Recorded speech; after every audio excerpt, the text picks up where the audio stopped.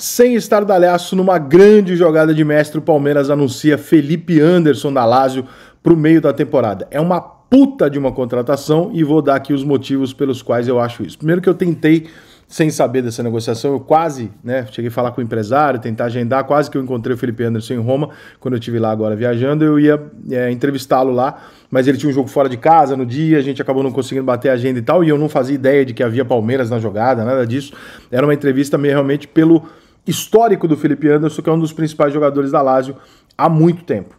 E tem algumas coisas muito curiosas na carreira do Felipe Anderson que fazem a gente refletir um pouco sobre como a vida do jogador de futebol não é tão padronizada, né? Nós estamos falando de um menino que surgiu na Vila, no Santos, foi vendido, foi bem na Lazio, aí passou pelo Porto e pelo West Ham e não conseguiu jogar, com uma característica semelhante que eu vou falar já já. Na Lazio, ele foi para a seleção brasileira para jogar de ponta esquerda. Só que, estatisticamente, ele joga de ponta direita na Lazio. Então, até nas duas vezes que ele foi convocado pela seleção brasileira, uma das vezes, se eu não me engano, ele chegou a entrar, e ele entrou pelo lado esquerdo, se eu não me engano, ele entrou pelo lado esquerdo, ele é um jogador que nos times que ele não foi bem, que eu falei no West Ham e no Porto, ele foi colocado do lado esquerdo do campo.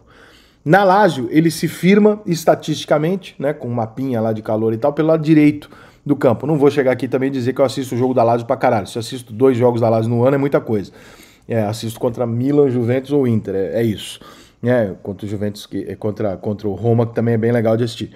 Mas é um jogador absolutamente estabelecido no futebol italiano e dentro da Lazio. Então, assim, não havia nenhuma das conversas que eu tive por lá e tal sobre jogador brasileiro, sempre chegava no Felipe Anderson. Por quê? Porque ele é o principal jogador brasileiro que atua hoje na cidade de Roma.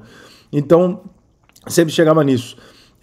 E era uma coisa sempre foi uma coisa muito unânime assim a imagem. Olha, ele é muito bom jogador, ele é um cara muito correto, ele é um cara que não fala muito, não dá muita entrevista, ele é um cara super na dele e tal, entrega o que ele promete e é ótimo, tá lá, tal, não sei o quê. Mas é um jogador de seleção brasileira, um jogador que vai pro Barcelona, pro Real Madrid? Não, já tem 31 anos, não chegou nisso, mas é muito bom jogador.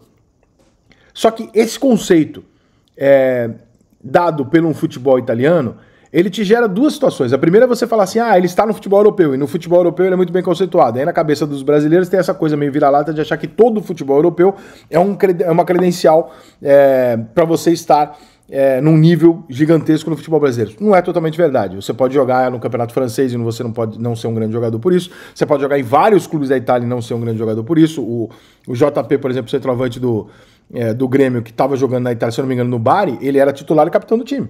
E no Grêmio ele não consegue se criar. Então tem uma série de circunstâncias. Claro que a Lazio é muito maior que o Bari. Mas a imagem que se tem do Felipe Anderson é muito interessante por ele ser um jogador quase que unânime. Assim, ninguém discute a qualidade dele, ninguém discute a titularidade dele, ninguém discute se ele serve ou não serve, tanto que havia uma proposta na mesa dele para ele continuar e uma sondagem da Juventus. Mas ele não é um jogador e nem deve se tornar com 31 anos, um jogador que a gente fala, nossa, esse cara vai ser um fenômeno nos próximos anos. Quando saiu do Santos, podia até ter essa imagem de que ele seria um dos frutos que o Santos tanto gera, né? E não deixa de ser, um jogador que fez carreira na Itália, chegou na seleção brasileira, tal, é uma ótima carreira. Pro Palmeiras, com 31 anos, com uma metodologia europeia, com uma cabeça europeia, um jogador que não dá trabalho, com um treinador europeu que o Palmeiras tem, é um outro cenário.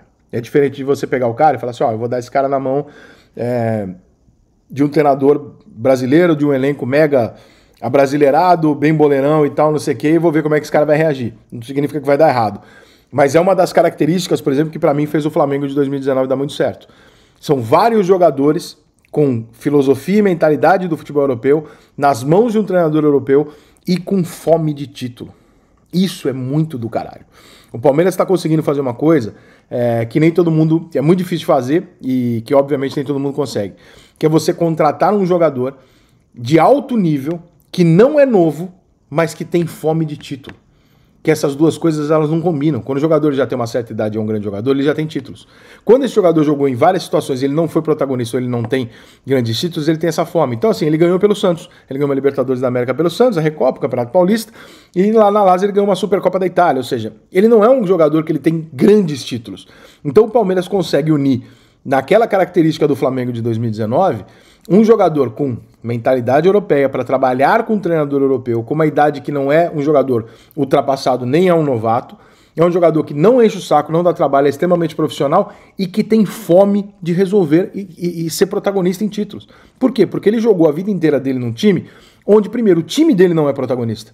E segundo, ele nunca foi colocado no primeiro escalão do futebol, né? Ele sempre foi um jogador de alto padrão, mas ele nunca foi colocado na primeira prateleira.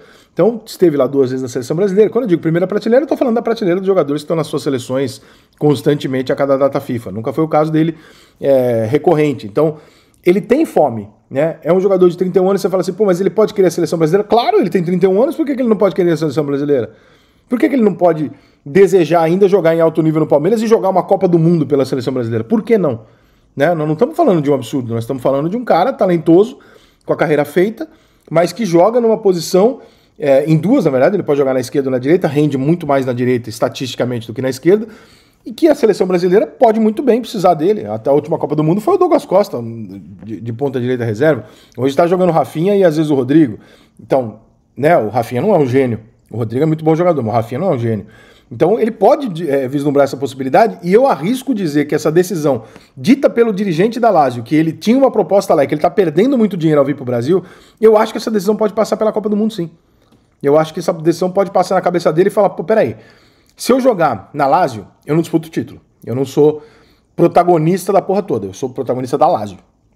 Se eu jogar no Palmeiras, eu vou disputar título, porque o Palmeiras é um bicho papão hoje, eu vou jogar em alto nível, eu vou estar em evidência muito mais do que na Lazio, inclusive pro Dorival. E por que não, com 32 anos, chegar numa seleção brasileira? Lewandowski, Benzema, etc. Ganhar o prêmio de melhor do mundo com 34, 33 anos. Essa idade que a gente tem na cabeça do jogador velho, ela precisa ser atualizada já há algum tempo. Né? Tudo mudou. A gente hoje, por exemplo, eu tenho 40 anos, o meu pai com 40 anos era um senhor. Eu com 40 anos não sou um senhor. Então, se mudou para todo mundo, né? A expectativa de vida, a idade, a forma de levar a vida, imagina para um atleta. Então, um atleta de 31 anos, ele não é velho. O jogador de 31 anos na época do Pelé era velho. Hoje, o jogador de 31 anos, ele está no auge da carreira dele. Então, o Palmeiras está trazendo um jogador de alto nível, que já vestiu a camisa da seleção brasileira, com 31 anos, no momento em que ele estava sendo disputado para renovar contrato ou para ir para um outro clube grande, maior até do que a Lazio, na Itália. Sim, o Palmeiras está contratando um jogador em alto nível, num grande momento.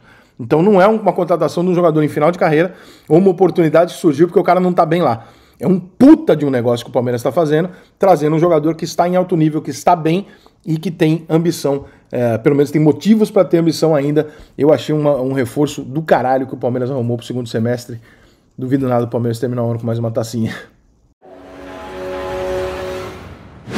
Sucesso na Europa, Superbet, agora no Brasil. Tem bônus generosos, super odds e saques instantâneos na hora que você ganha. Seja super com Superbet.